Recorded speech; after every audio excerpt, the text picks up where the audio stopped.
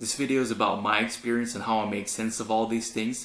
It doesn't mean it's the right way. There's always multiple ways to skin a cat. This is the way I look at the world and how I've implemented all these things that have gotten me this far. About me, I was diagnosed with major depression at age 9. And then it wasn't until age 11 that they found out it's actually mild autism. So that also means that I've had severe anxiety and PTSD, because when you're autistic, everything that is on that stress spectrum makes it a lower threshold for something that is traumatic. And there's a lot of things, different things that happened in my life during those periods that were traumatic in a sense, or especially with that threshold. So that's why I named the video like this. There's a few things we need to address going into this video. Is that the time frame differs for almost everyone, although anecdotally it seems that it kind of falls into the same type of period. So you can click the link here to find out more of these stories. So most people, there's a group of people that starts feeling better around 3 months. I started noticing a difference at 3 months, but everything wasn't gone, or like my depression wasn't gone until 6 months. So from 6 months on, that's when you can kind of be expecting a difference or like feeling a difference. My recommendation is to stick with it for a year. So all these types of drills are the protocols that I've run through, the things you need to address. So your intention going in, if you're not sure about like what it can do for you, you can always go in to see how much can I mitigate and how much can I improve.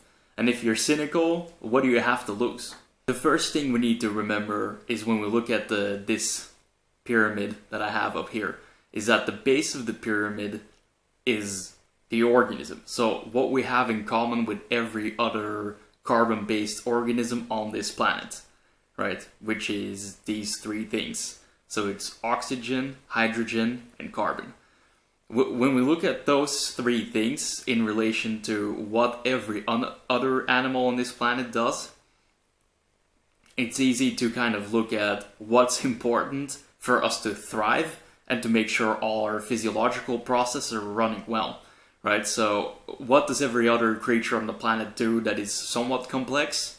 They sleep, right? So they all have circadian biology. They all follow those circadian rhythms, right? Which is their waking and sleeping cycles. So when that's off, we're already gonna run into issues, right? They all follow a natural eating pattern, right? Which is nutrition. So they all know intuitively what to eat. And they all have a baseline of breathing. Also, again, intuitive and natural. So on top of that, they all hydrate, right? Because we're all these carbon-based organisms that are hydrogen bound, right? So it's important for us to hydrate well, and what type of water is important as well. So these are just some of these things that we're gonna run over. We're gonna kind of get into each of them specifically and how it relates to my experience. As to what that all means, is that all these factors influence RNA, which is our epigenetics. So you can follow the link here that will bring you to the site that explains like how this works and like what to do. Like a big part of these protocols or everything I've done so far is directly tied to that. So this video will explain what I've done and how it hits all those marks or checks all those boxes. Alright, so one of the first things that if we look at it from a standpoint of like, in the sense of like, okay, how does this work concretely, right? Hydrogen, we're already covered. Like you need to hydrate, right? We also get hydrogen, we also get water from food. So if you eat properly and you hydrate properly, we're kind of doing the right things when it comes to hydrogen. So oxygen, the way we breathe, informs the body about these levels in the blood, but also informs the nervous system on how to function, right? So calm nasal breathing is tied to the parasympathetic nervous system, which is rest, digest, and recover. So it will calm you down. It will inform the whole system what needs to happen.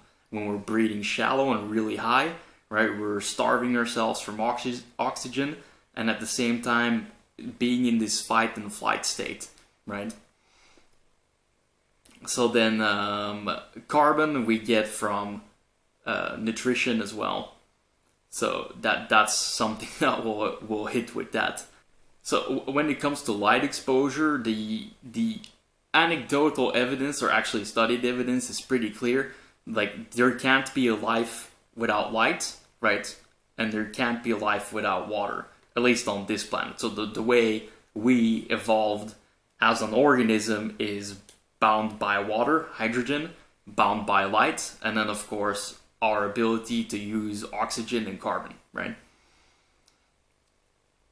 So when we're already breathing poor, on top of that, we're not utilizing this oxygen properly, which will also lead to other problems physiologically. Sleep, as we can kind of see in general, like, has made way for all our entertainment and stuff like that. People are sleeping poorly, waking up bad, or like waking up very tired, or with brain fog, or they go to sleep and they're super stressed. So we're not sleeping intuitively and natural anymore, or most of us aren't anyway. That kind of brings us to nutrition, because if I'm sleeping poorly, I will be compelled to eat poorly, because the glucose demand goes up. Your body's sending you that signal that it needs energy, so you just want to eat, and usually that's a lot of like glucose-based, like sugars type foods. Now, all our hormones or most of our hormones are dictated by nutrition.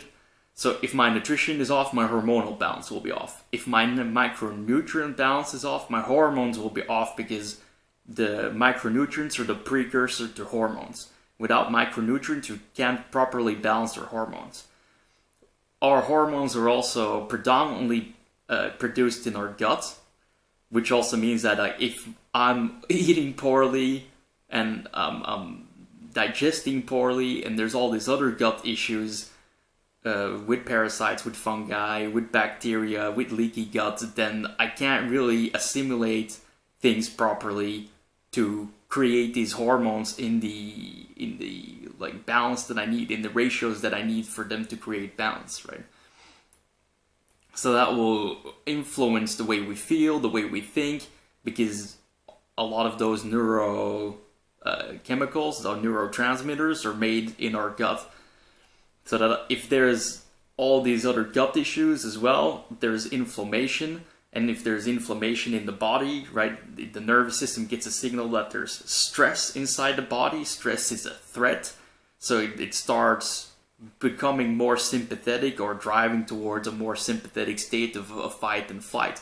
So you're always in this cycle where in fight and flight, I want to have, again, more these sugary type of foods, because that's the way I have quick energy, right? So it's this constant cycle.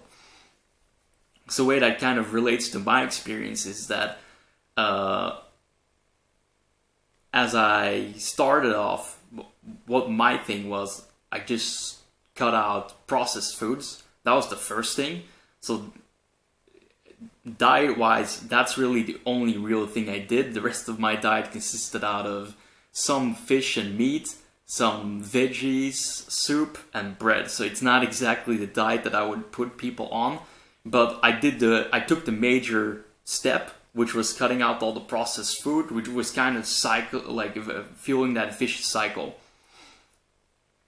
I didn't really hit my light exposure, so that one I didn't really do, and I was still sleeping poorly. I wasn't thinking about like the way I breathe, so I don't get a lot of marks for that initial entry point.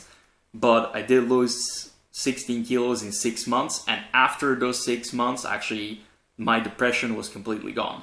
So it took 3 months to feel better, it took 6 months for it to be completely gone. From there on out, I started Krav Maga, which is a martial arts self-defense system. and then I started training outside, so I was moving more, which has a lot of impact on like the oxygen and hydrogen and how that works in your body. Because I was training outside a lot, I was falling into a circadian rhythm. I was following a natural sleeping and waking cycle because I was always outside, which informed my organism and my nervous system about which times of the day they were supposed to release their hormones in a correct timing, right? So as far as the diet, like I wasn't eating any processed foods. I started introducing fasting, and because I was training outdoors, I also had like different types of temperature. So during the winter, it was just cold, so I had my cold exposure, so that was good. So outside of the diet, what I changed there predominantly was like when I was researching was more towards protein and low carb. So alongside with the fasting, or combination with the fasting, that actually did me a lot of good, because after that all my autistic tendencies were gone. So it took about from that initial point where I lost my 16 kilos, about 3 years. So there was like 2 years of the warrior diet, which was the fasting and a low carb approach that made my autistic symptoms or tendencies disappear. So then from there on out, I kind of changed to carnivore diets this year in 2019 in February. Like I kept up my cold exposure, so we've been swimming in the fjord here during the winter. I'm really strict with what I'm eating and how I'm feeling, so I'm working on my breath. So I do breathing drills every morning, so I'm checking the oxygen thing. I'm always hydrated, so I know I'm doing that. Right, my sleep is being moderated because of when I wake up and when I go to sleep. I follow the natural sleeping and waking cycle. So right now, we're usually in bed by 8:30 or wake up between 4 and 5. No alarms. My moods have been stable. Like there's no anxiety, there's no depression, not autistic anymore. So I'm checking all these boxes on the most fundamental level of the organism. So if you want to find out more about that, I put out all the research in the bottom. You can go to my Instagram where I write. There's my site where you can follow some of my experiences that I've written down in the short blog posts, and on Medium.